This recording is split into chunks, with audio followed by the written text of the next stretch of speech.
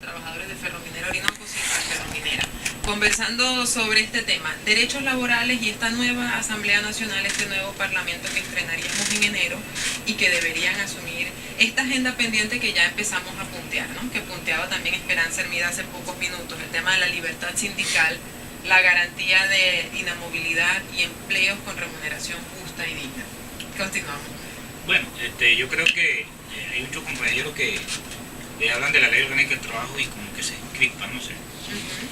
Porque es que la ley orgánica del trabajo en su totalidad no beneficia a muchos trabajadores. Les pongo un ejemplo. No Los beneficia. directores laborales salieron de esta ley orgánica del trabajo. No hay directores laborales que puedan participar en la toma de decisiones tan importantes como las contrataciones y gran inversión en la empresa. Hay que recordar que una junta directiva es un cuerpo colegiado y allí solamente participan los representantes de la empresa. Ahí no existe el representante de los trabajadores y esto fue abolido en la nueva ley orgánica del trabajo. O sea, son temas muy emblemáticos que los trabajadores, sin duda alguna, cuando revisamos a profundidad a fondo esto, vemos algunas contradicciones. El hecho de las sanciones a las empresas, sin duda alguna que yo creo que el Estado venezolano como mayor patrón revisó y se adecuó en cuanto a eso. Por ejemplo, como decía la señora de Provea, decía ahorita que es que hay aspectos fundamentales que hay que aplicarse, que son aparentemente no llegan a la aplicación de esos aspectos porque son muy blandengues, superficiales, muy superficiales las sanciones hacia los patronos. Y la mayoría de los patronos, por ejemplo, estas empresas, ahorita las que fueron estatizadas, las que son del gobierno nacional, violentan la ley.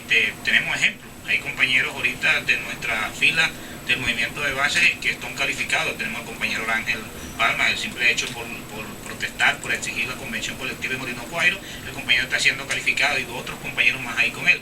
Entonces ciertamente el patrono se abroga de que aplica la ley y esa ley prácticamente lo que beneficia es al deber jurídico, que afecta al deber jurídico que es el trabajador.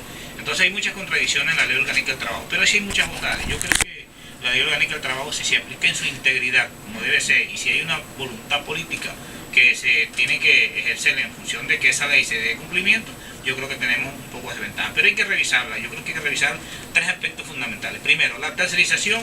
No hay sanción para aquellas empresas que han tenido compañeros tercerizados y que ahorita exigen un puesto de trabajo, si se quiere, fijo, y que tienen años, porque ponemos ejemplo en Sidor, hay compañeros que están exigiendo que sean incorporados. En Carbono, que por ejemplo tenemos 14 mujeres.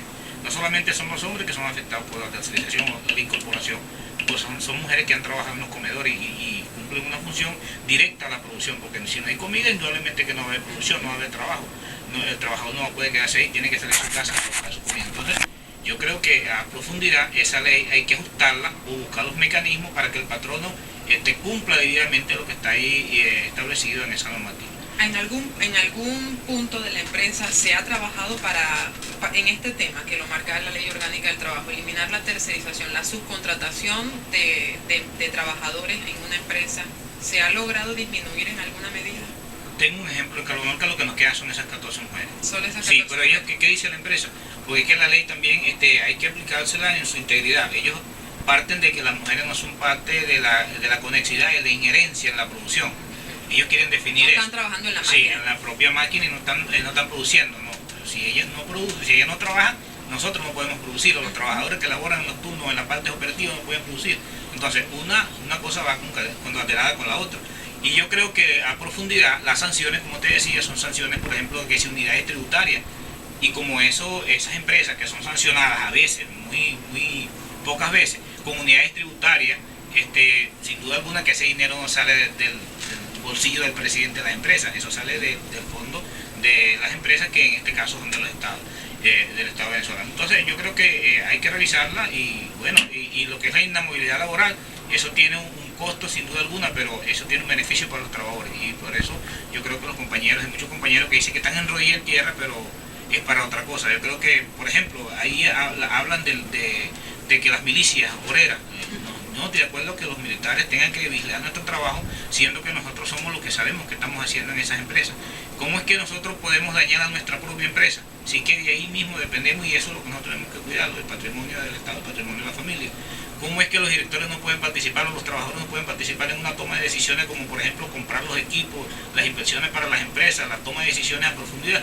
Esos son temas de la ley orgánica del trabajo que está ahorita vigente y que bueno, en consecuencia hay que revisarlo. Pero ahora, eso está en manos de los compañeros que fueron electos y es una tarea de ellos. Sin embargo, la dirigencia sindical de los trabajadores de Guayana ha hecho algunos planteamientos a los compañeros que antes de ganar el proceso de elecciones, ellos se fueron con un documento que el movimiento de base le entregó a través de nuestro compañero director Rubén González, o coordinador Rubén González, que recoge muchos aspectos fundamentales para ser integrado a la agenda, que es por ejemplo la modificación de la ley del CENEA, del descuento de los trabajadores. Ahí los trabajadores, por ejemplo, nos descuentan en su totalidad lo que nosotros percibimos en todo el año y tiene que ser en base a lo que se recibe a través del salario básico, no en su totalidad de todos los conceptos que hemos recibido. Ahí se descuenta incluso hasta de las utilidades. Las utilidades no pueden ser tocadas ni siquiera por un tribunal, ni siquiera por la alimentación, que es obligante para aquellas personas que son aquellos trabajadores que son demandados para el sustento de sus hijos. Ni siquiera eso puede ser tocado. Y sin embargo el CENEA le mete la mano con un mínimo porcentaje de un 15%. Hay trabajadores que, por ejemplo, pagan hasta 200.000 bolívares en el año, hasta 150, hasta 300, porque perciben en el tiempo una cantidad y ese 15% va directamente al CENEA y ese CENEA le descuenta a los trabajadores en todos sus ingresos que ha permitido en todo el año. Y otra cosa que hay que revisar también allí, que los compañeros en su agenda tienen que tenerla, es la recuperación de las empresas y la revisión de algunas inversiones que se hicieron en las empresas. Por eso es que más allá de cualquier comisión que se nombre, tiene que haber también la voluntad política de revisar qué fue lo que se dio, qué es lo que se ha hecho en estas empresas con las inversiones que por ejemplo en Alcasa entraron unos dólares, en Carbonorca quizás no ha entrado dinero, pero en otras empresas sí ha entrado y eso hay que revisarlo. Por otro lado, yo quiero rechazar muy puntualmente el evento que se llevó a cabo en el portón 3 de Sidra ayer, donde el compañero que fue electo, Francisco Sucre, por el Estado Bolívar como diputado, el compañero fue agredido, bueno, la información que tengo es que fue agredido por un grupo de trabajadores, según.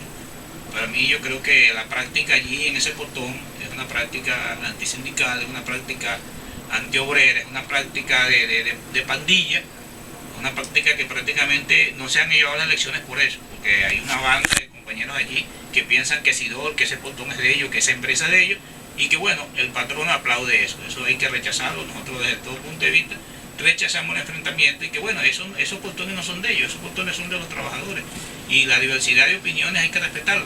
Yo creo que el compañero Meléndez, si fue el que protagonizó esto, tiene que reflexionar y que bueno, y que poco a poco la razón de los trabajadores, la razón de la sociedad le ha dado hincapié. Así no se puede hacer, ni sindicalismo ni política. Ni política ni sindicalismo. Condiciones de trabajo, inversiones en las plantas, es uno de los temas que hay que revisar según dice el compañero Ramón Espino. Está con nosotros en el estudio también Rubén González, representante